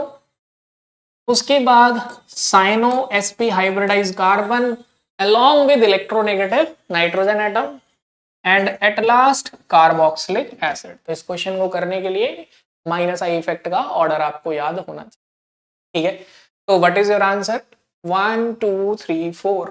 तो 1 2 3 4 इज आंसर 1। लेकिन मैं जनरली इस चीज पे बिलीव नहीं करता कि आप इंडक्टिव इफेक्ट या रेजोनेंस इफेक्ट की सीरीज लर्न करो, मैं चाहता हूँ कंसेप्चुअली समझो। तो आप यहाँ पे कंसेप्चुअली भी अंडरस्टैंड कर सकते हैं इस बात को कि NH3+ is very much electronegative, because एक तो नाइट्रोजन इलेक्ट्रोनेगेटिव है प्लस केटायन हो गया, तो ये सबसे ज्यादा पुल करेगा, तो केटायंस हमेशा इंडक्टिव इफेक्ट में सबसे आगे होंगे। बट अब डाउट आता है नाइट्रो और साइनो। तो मुझे पता है नाइट्रो एंड साइनो में नाइट्रोजन इज मोर इलेक्ट्रोनेगेटिव, लेकिन साइनो और COH में कौन सा कॉन्सेप्ट लगेगा, दोनों ही कार्बन है। तो आप ऐसे देख सकते हैं कि ये sp हाइब्रिडाइज्ड है और ये sp2 है। sp hybridised carbon is more electronegative, तो you can say electronegativity always win, electronegativity हमेशा विन करती है, ये टेक अवे पॉइंट है इस डिस्कशन का, ठीक है। तो समझ आया होगा आई होप। और देखिए मैं आपको बार बार एक बात बोलता हूँ, ऑर्गेनिक में बच्चों को बहुत डाउट होता है, बिकॉज बच्चा ऑर्गेनिक में क्लास सुनने के बाद सीधे क्वेश्चन अटेम्प्ट करने पहुंच जाता है। तो जो बातें मैं बोल रहा हूँ लर्न इट, तो लर्न इट। एरोमेटिसिटी किस पे डिपेंड करती है, learn. Condition of conjugation you should learn, ये लर्न होगा तभी आप क्वेश्चंस इफेक्टिवली कर पाओगे। अब देखिए क्वेश्चन काफी अच्छा क्वेश्चन है, ये मेंस में भी आया हुआ है, ठीक है। तो आपके जेई मेंस में भी ये क्वेश्चन आ चुका है कि जब हाइपर कॉन्जुगेशन होता है, the hyper conjugation stability of tertiary butyl carbocation. तो कह रहे हैं कि अगर टर्शरी ब्यूटाइल कार्बोकेटायन है, तो टर्शरी ब्यूटाइल कार्बोकेटायन में जब हाइपर कॉन्जुगेशन होता है तो कौन अपने इलेक्ट्रॉन किसको देता है, पहले तो ये बता दो, ठीक है। तो ये तो क्लियरली है कि carbon is sp2 hybridised, plus ये भी क्लियर है कि carbocation has vacant p orbital, मतलब कि कार्बन के वैकेंट p ऑर्बिटल में इलेक्ट्रॉन जा रहा है। पहली चीज तो ये हमारी फिक्स है। फिर उसके बाद ये जा किसका इलेक्ट्रॉन रहा है, तो किसका इलेक्ट्रॉन जा रहा है, किसी भी कार्बन का सिग्मा इलेक्ट्रॉन इधर जा रहे हैं और H+ जनरेट होता है हाइपर कॉन्जुगेशन। तो जब कार्बोकेटायन में हाइपर कॉन्जुगेशन होता है तो क्या होता है, सिग्मा इलेक्ट्रॉन अपने इलेक्ट्रॉन्स देता है किसको, empty p orbital of carbocation. जो एम्प्टी p ऑर्बिटल होता है कार्बोकेटायन को, उसको डोनेट करता है। तो ये भी याद रखो, जैसे आप हाइपर कॉन्जुगेशन कर रहे हो तो ये गया और H प्लस बन गया। यार केटायन का हाइपर कॉन्जुगेशन समझने में बच्चों को कभी गलती नहीं आती। थोड़ा सा जो दिक्कत आती है हमें वो क्या है, ब्यूटीन ड्रॉ करते हैं, C डबल बॉन्ड CH3, मैं इसे थोड़ा ऐसे बना के लिख देता हूं H, फिर इधर आ गया CH3 और फिर इधर आ गया CH3। तो जनरली इसका जो हाइपर कॉन्जुगेशन है वो समझने में बच्चों को थोड़ा सा प्रॉब्लम आता है कि यहाँ क्या हो रहा है। तो देखते हैं यहाँ क्या हो रहा है, लेट्स सी। देखो ये सिग्मा इलेक्ट्रॉन इधर गए, तुरंत बच्चा पूछता कहाँ गए, कैसे गए, मुझे तो दिख ही नहीं रहा। क्यों? क्योंकि कार्बन ने पूरे 4 बॉन्ड बना रखे हैं। तो तुरंत हम बोलते हैं आ जाओ आप एमओटी थ्योरी पे। मॉलिक्यूलर ऑर्बिटल थ्योरी क्या कहती है? मॉलिक्यूलर ऑर्बिटल थ्योरी कहती है जब दो बॉन्डिंग ऑर्बिटल कंबाइन होते हैं तो एक बनता है anti bonding orbital opposite side में, और एक बनता है बॉन्डिंग ऑर्बिटल। तो सेम वे यहां पर ये है बना हुआ ऑलरेडी, जिसने बॉन्ड बना रखा है वो है पाई बॉन्डिंग ऑर्बिटल। तो पाई बॉन्डिंग ऑर्बिटल को पाई से रिप्रेजेंट करते हैं। इसी के अपोजिट में एक खाली होगा empty bonding orbital which is called as pi star. तो ये अपने इलेक्ट्रॉन वहां देता है। तो इधर क्या हुआ, ध्यान से समझो। यहां पर सिग्मा इलेक्ट्रॉन गया, ध्यान से समझना इस बात को।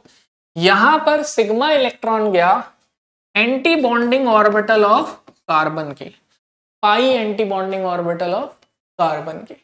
ठीक है, तो ये हाइपर कॉन्जुगेशन में होता है। ऐसा नहीं है कि जैसे इसने इलेक्ट्रॉन दिए बॉन्ड टूट जाता है, पहले एंटी बॉन्डिंग में डोनेट होता है। जैसे SN2 में, SN2 में भी इलेक्ट्रॉन कहां जाता है, एंटी बॉन्डिंग ऑर्बिटल में। तो समझो इस बात को।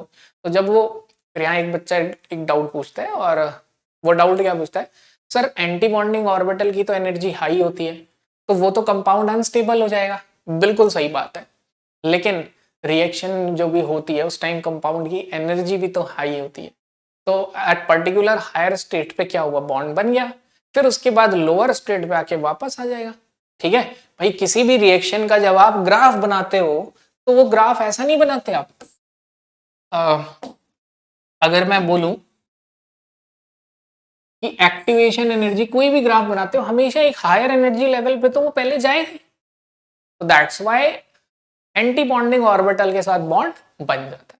तो ये काफी अच्छा क्वेश्चन है और हाइपर कॉन्जुगेशन को समझने में हमें हेल्प भी करता है। तो मैं चाहूंगा कि अगर इससे रिलेटेड कोई, मैंने कोशिश तो की है आपको एक्सप्लेन करने की, बट स्टिल कोई डाउट है तो you can ask. Okay, now अब चलते हैं अगले क्वेश्चन की तरफ कि वो हमें क्या सिखा रहा है। अगला क्वेश्चन क्या सिखाता है, among the following compound most acidic. इस कंपाउंड में सबसे ज्यादा एसिडिक कौन है? तो मैं ऑप्शंस देखूंगा, मुझे दिखे options para hydroxy benzoic acid. Benzoic acid दिखा, जैसे ही मुझे बेंजोइक एसिड दिखा मैं तुरंत मेरे दिमाग में, मैं चाहता हूं कि आपको लर्न कैसे होना चाहिए, तुरंत आपके दिमाग में आना चाहिए बेंजोइक एसिड की एसिडिक स्ट्रेंथ। तो बेंजोइक एसिड की एसिडिक स्ट्रेंथ, चलो इस नॉर्मल बात पे तो डिपेंड करती ही है, -I increases acidic strength, +R decreases acidic strength. लेकिन यहाँ एक स्पेशल कॉन्सेप्ट भी होता है, वो क्या है, ऑर्थो इफेक्ट। बेंजोइक एसिड में ऑर्थो पोजीशन पे कैसा भी ग्रुप लगाओ, डोनेटिंग या विड्रॉइंग, वो उसकी एसिडिक स्ट्रेंथ हमेशा बढ़ाता है। तो ortho effect of benzoic acid increases what, acidic strength. ये इफेक्ट कहीं और भी लगता है, हाँ एनिलीन में लगता है, लेकिन एनिलीन का बेसिक स्ट्रेंथ घटाता है। तो बस अब मैं क्या करूंगा, कंपाउंड को पढ़ता जाऊंगा और उसका स्ट्रक्चर ड्रॉ करता जाऊंगा। मैंने सबसे पहले पढ़ा पैरा हाइड्रोक्सी बेंजोइक एसिड। तो देखो वो इनडायरेक्टली, जैसे आप एक बात बोलते हो ना सर आईयूपैक नेमिंग आती नहीं है एग्जाम में, आई नहीं आई, भाई ये क्वेश्चन आ गया, आईयूपैक नेमिंग आ गई। क्योंकि अगर आईयूपैक नेमिंग नहीं आती होगी आप स्ट्रक्चर ही नहीं बना पाओगे। तो para hydroxy benzoic acid, then option B, option B क्या कह रहा है, पैरा नाइट्रोफिनॉल। तो पैरा नाइट्रोफिनॉल, ठीक है, तो अभी तक तो मुझे समझ आया out of A and B A is more acidic क्योंकि benzoic acid is more acidic than phenol. फिर है पैराटॉल्विक एसिड। तो पैराटॉल्विक एसिड क्या होता है, तो यू कैन से COH और यहां पे क्या लगा होगा CH3। Then D option ortho hydroxy benzoic acid. बस मैंने देखा ऑर्थो इफेक्ट और मैंने टिक कर दिया D. D is most acidic because of ortho effect. आई बात समझ हमें, ठीक है, आई होप ये चीज हमें क्लियर हुई होगी। तो मुझे दिखा why D is most acidic because of ortho effect. Then this question, ऐसा क्वेश्चन कहीं हो तो मैं तो कहता हूं अगर आपने नोट्स बना रखे हैं तो इसको उस नोट्स में जाके उन पॉइंट्स को लिख लो।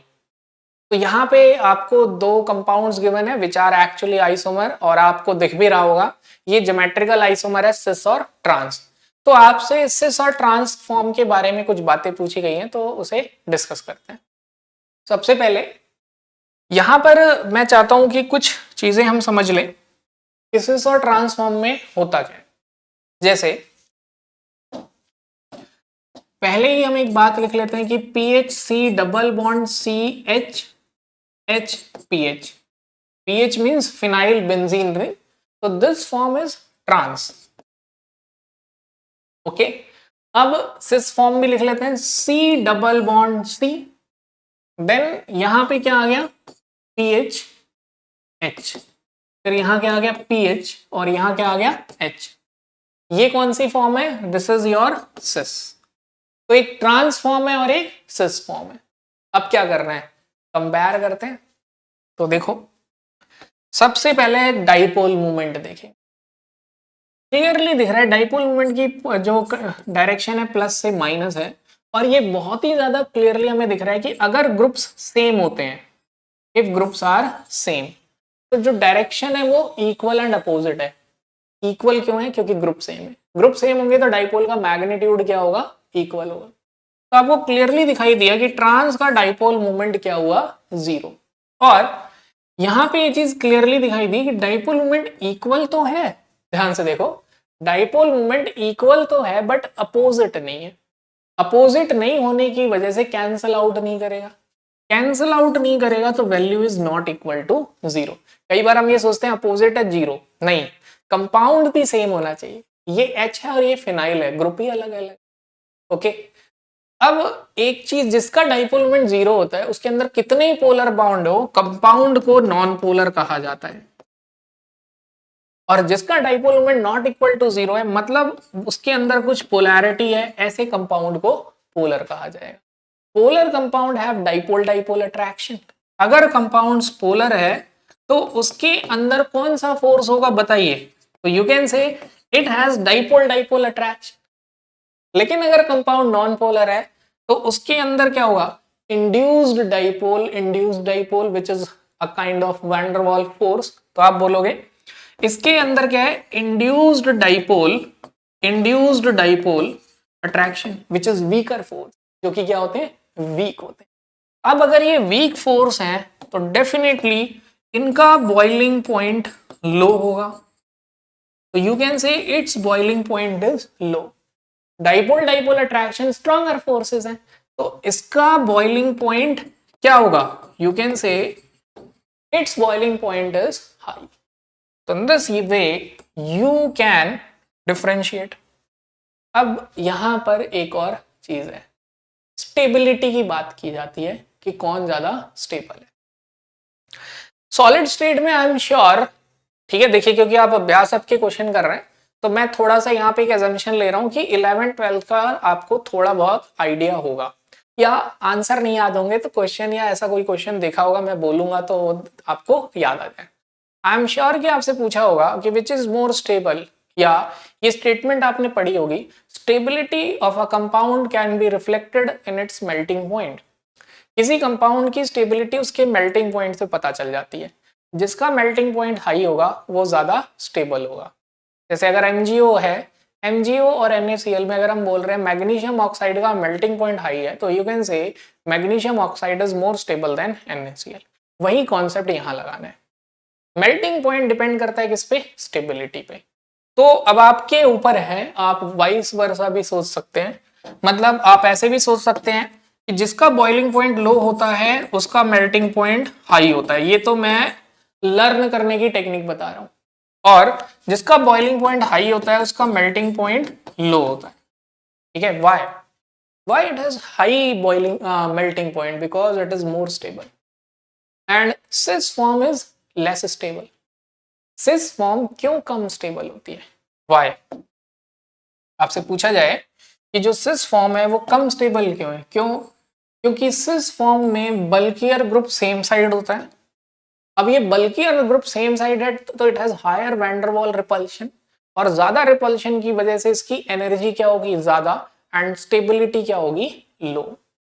ठीक है, तो व्हाट यू कैन से, तो मैं चाहूंगा कि आप इस कॉन्सेप्ट को भी ध्यान रखिए कि ड्यू टू वैंडरवॉल रिपल्शन, ठीक है, किसकी वजह से, वैंडरवॉल रिपल्शन की वजह से, या ठीक है, steric repulsion is more correct. Steric repulsion क्या होता है, मैं जो हमेशा बोलता हूं वही बात है। Steric chemistry is a collection of tough language. Hindi में जो भीड़ होती है, इंग्लिश में जैसे क्राउड बोलते हैं, केमिस्ट्री में उसे स्टीरिक बोलते हैं। तो वो जो स्टीरिक रिपल्शन है, ठीक है, तो स्टीरिक रिपल्शन की वजह से रिजल्ट है ये, ध्यान से सुनना, स्टीरिक रिपल्शन की वजह से एनर्जी बढ़ जाती है। अब हायर एनर्जी, लोअर स्टेबिलिटी। अगर स्टेबिलिटी लो है तो मेल्टिंग पॉइंट लो है। ओके, अब आते हैं किस पे, ट्रांस पे। ट्रांस वाले केस में इस बात को समझते हैं कि ट्रांस में क्या होता है। ट्रांस में रिपल्शन लेस होता है क्योंकि बल्कियर ग्रुप अपोजिट साइड होते हैं। जब बल्कियर ग्रुप अपोजिट साइड है तो रिपल्शन क्या हो गया, कम।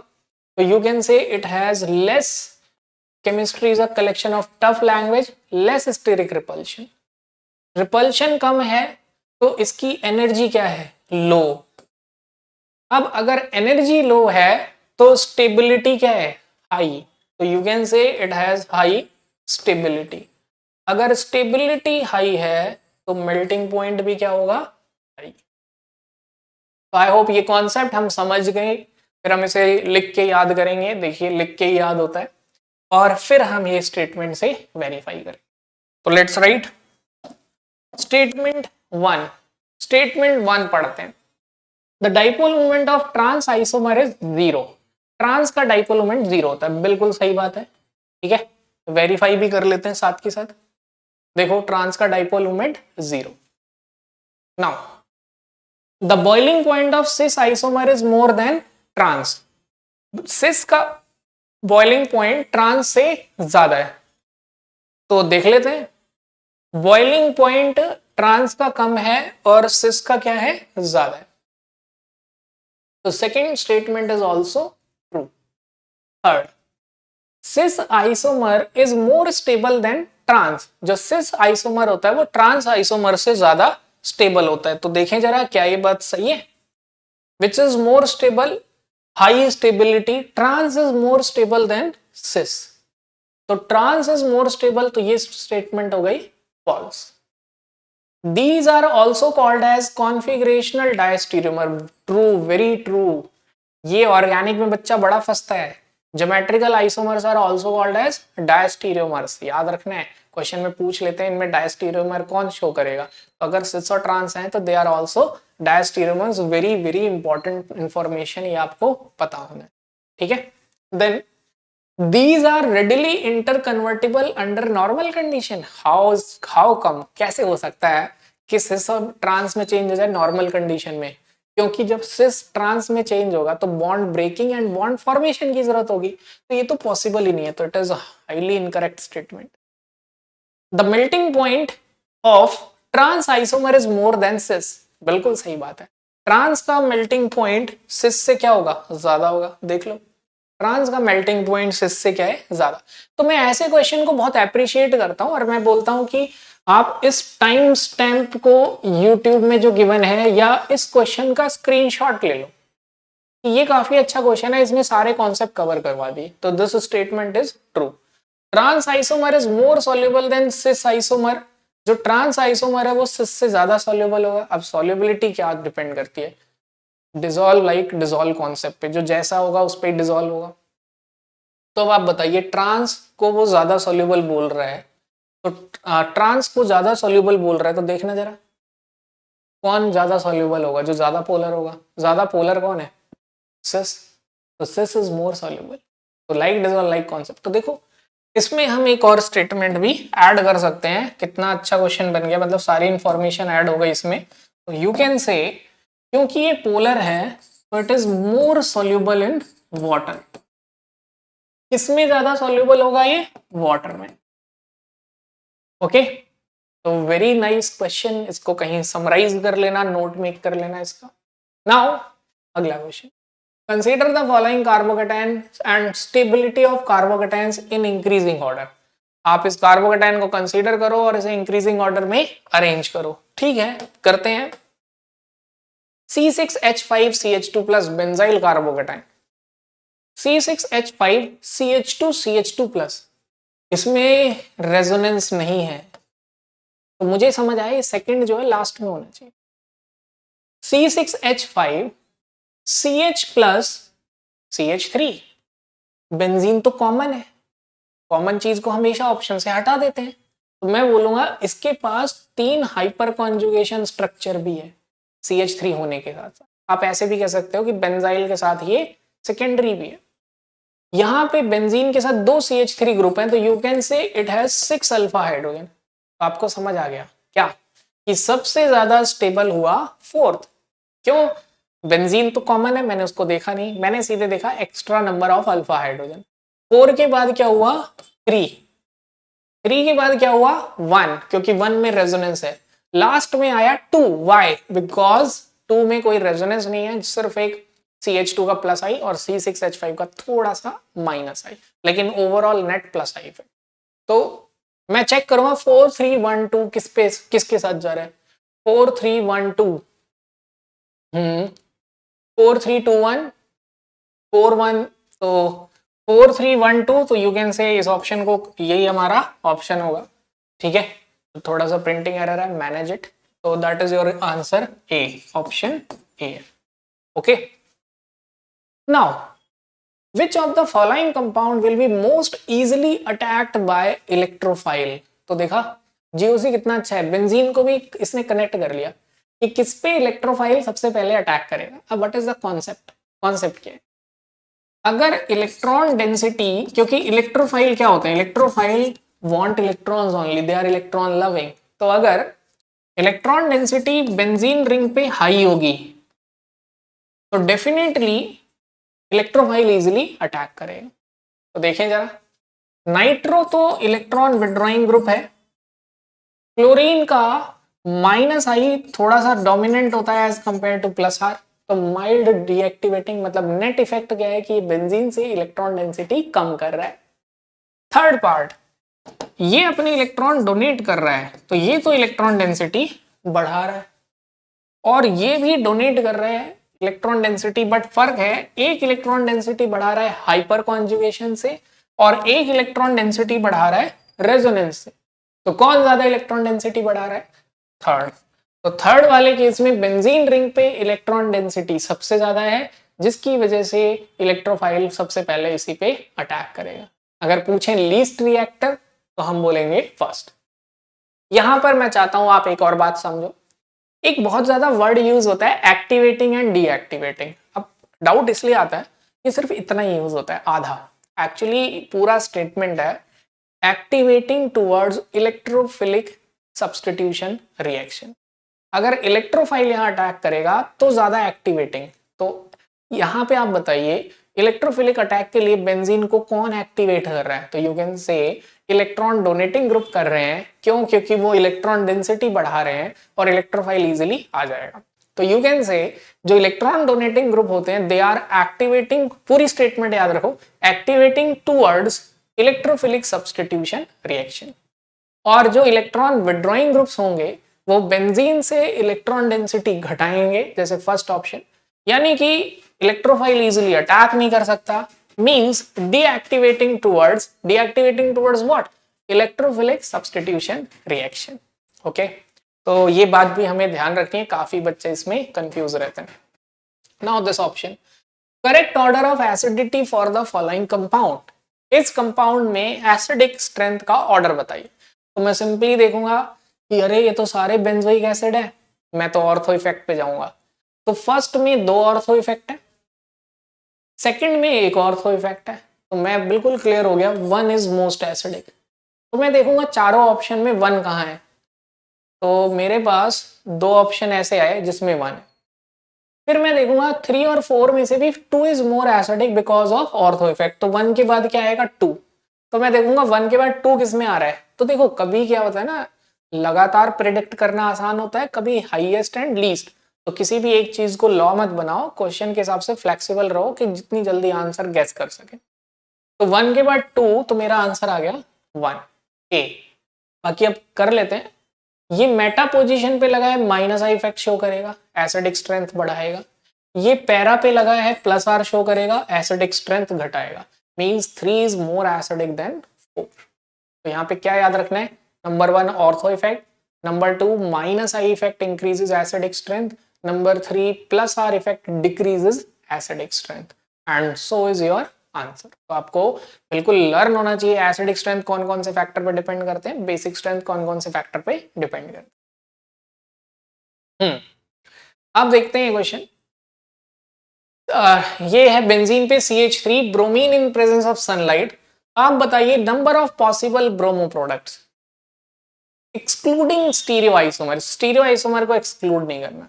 तो ऐसे केस में तो ऐसे क्वेश्चंस को करने के लिए मैं क्या टेक्निक बताता हूं, मैं तो सिंपली ये कहता हूं कि आप क्या करिए, जस्ट उस कंपाउंड को ड्रॉ करिए और जितनी डिफरेंट पोजीशन है उसको अलग लिखो। कैसे देखो, जैसे ये है 1, ये है 2, अब जैसे ये पोजीशन 3 है और ये 3 है, ये दोनों सेम है, तो मैंने दोनों को क्या नंबर दिया 3। ये 4th पोजीशन और ये 4th पोजीशन सेम है, तो मैंने क्या नंबर दिया 4। ये अलग है 5, तो मेरे पास टोटल कितने अलग नंबर आए 5। मींस मैं इस कंपाउंड के कितने डिफरेंट स्टीरियो आइसोमर कितने डिफरेंट प्रोडक्ट बना सकता हूं, एक्सक्लूडिंग स्टीरियो आइसोमर नहीं देख रहा मैं, कायरलिटी नहीं देख रहा, तो मैं कितने पॉसिबल मोनो ब्रोमो प्रोडक्ट बना सकता हूं 5। 5 ब्रोमीन कहां कहां लगाकर, फर्स्ट पोजीशन पे, सेकंड पे, थर्ड पे, फोर्थ पे एंड फिफ्थ पे। अगर मैं इन पोजीशंस पे ब्रोमीन लगा दूंगा तो मोनो सब्स्टिट्यूटेड 5 डिफरेंट प्रोडक्ट्स मिल जाएंगे। अगेन मैं आपसे बोलूंगा, ऐसे क्वेश्चंस बच्चे क्लास में तो बोल देते हैं समझ आ गया, घर पे ऐसे क्वेश्चंस या टेस्ट में ऐसे क्वेश्चंस गलत करते हैं। जस्ट स्क्रीन रोकिए और अभी 5 स्ट्रक्चर ड्रॉ करके देखिए, बल्कि मैं तो बोलता हूँ 7 ड्रॉ करके देखिए और बताइए कि इसमें से कौन से 2 स्ट्रक्चर सेम है और क्यों। मतलब जिनको पता है ठीक है, जिन्हें नहीं पता अभी एनालाइज करिए व्हाई दे आर सेम। तो ये छोटी छोटी बातें क्या करते हैं, हम इग्नोर करके आगे चल देते हैं। यही फर्क हो जाता है थोड़ा सा, जो थोड़ा ज्यादा स्कोर कर रहा है तुमसे और जो थोड़ा कम। जो ज्यादा स्कोर कर रहा है उसने ये गलती तुरंत ही अभी प्रैक्टिस की, बोला कि मैं इस डाउट को डाउट नहीं रखूंगा, आज क्लियर करके रखूंगा। और जो थोड़ा कम स्कोर कर रहा है वो सोचता है चलने दो, समझ तो आई है ये वाला, ठीक है, थोड़ा बहुत डाउट होता है चला जाता है, हल्की फुल्की कंफ्यूजन को दूर नहीं करता। तो छोटी से छोटी कंफ्यूजन अपनी दूर करिए। Now this question, polarization of electron. ठीक है, तो जैसे मैंने आपको बताया इलेक्ट्रॉन का पोलराइजेशन किस बात पर डिपेंड करेगा, जो इलेक्ट्रोनेगेटिव एलिमेंट होगा वो शेयर्ड पेयर को अट्रैक्ट करेगा। तो एक्रोलीन क्या होता है, तो सबसे पहले तो एक्रोलीन का फॉर्मूला भी याद होना चाहिए कि एक्रोलीन इज दिस। ठीक है, तो प्रोपिनल को का कॉमन नेम क्या होता है, acrolein. Oxygen is more electronegative, oxygen ज्यादा इलेक्ट्रोनेगेटिव है, तो उस पर कौन सा चार्ज आ गया, यू कैन से नेगेटिव। और फिर जो लास्ट में आएगा वो कौन सा चार्ज आएगा, पॉजिटिव। ठीक है, तो अब आप देखिए ये किससे मैच कर रहा है। पहले पे पॉजिटिव है, बिल्कुल गलत है। दूसरे में ऑक्सीजन पे पॉजिटिव, ये भी गलत है। प्लस माइनस गलत है, minus plus. Fourth is our answer, oxygen is more electronegative and last वाले कार्बन से खींचेगा पॉजिटिव। ओके, तो यहां पर अगला क्वेश्चन है हमारे पास। ठीक है, देखते हैं, what is the decreasing order of strength of base. Basic strength, ये मैंने पहले भी डिस्कस किया है, इस कॉन्सेप्ट को मैं दोबारा डिस्कस करता हूं बिकॉज काफी बच्चों ने मेरे से इसका डाउट पूछा है। तो जब कोई चीज डिस्कस करते हैं तो सबसे पहले लर्न करते हैं। सर जब समझा रहे हो तो लर्न करने की जरूरत क्या है? क्योंकि कुछ चीजें एक्सपेरिमेंटल है। एक्सपेरिमेंटली पता चला कि fluorine is more electronegative than oxygen. फिर एक्सपेरिमेंटली पता चला कि sp hybridize carbon is more electronegative than nitrogen. ये बातें याद कर लो। उसके बाद जब इसे याद कर लोगे तो फिर ये भी याद कर लो, HF is most acidic then water and water is more acidic than acetylene and it is more acidic than ammonia। तो ये आपने याद किया क्या? Acidic strength. Strong acid has week conjugate base. F negative is weakest base, OH negative stronger, acetylene ion और strongest base is NH2 minus। तो ये आपने कौन सा कॉन्सेप्ट लगाया? Strong acid has week conjugate base. अब ये बातें याद हैं तो ये क्वेश्चन हो जाएगा। OH minus NH2 minus CH triple bond C minus CH3 CH2 minus. अब CH3 CH2 माइनस तो आपको कभी भी टेंशन नहीं देने वाला है। वाई? बिकॉज हमें ये बात बिल्कुल समझ आती है कि carbon is sp3 hybridize carbon is least electronegative. ठीक है, तो इसका मतलब ये लीस्ट एसिडिक, इसका मतलब ये मोस्ट बेसिक। ठीक है, तो इज द ट्रेंड। क्वेश्चन हो गया हमारा। तो देखते हैं। तो सबसे ज्यादा बेसिक हुआ CH3 CH2 माइनस, तो क्योंकि लीस्ट एसिडिक है तो CH3 CH2 माइनस मेरा मोस्ट बेसिक होगा। मैं देखूंगा चारों ऑप्शन में किस में गिवन है। तो चारों ऑप्शन में एक ही ऑप्शन है जिसमें CH3 CH2 माइनस सबसे आगे गिवन है। बट हम अभी हम पेपर तो नहीं दे रहे हैं, आगे क्वेश्चन देख सकते हैं, हो सकता है प्रिंटिंग एरर किया हो सर ने।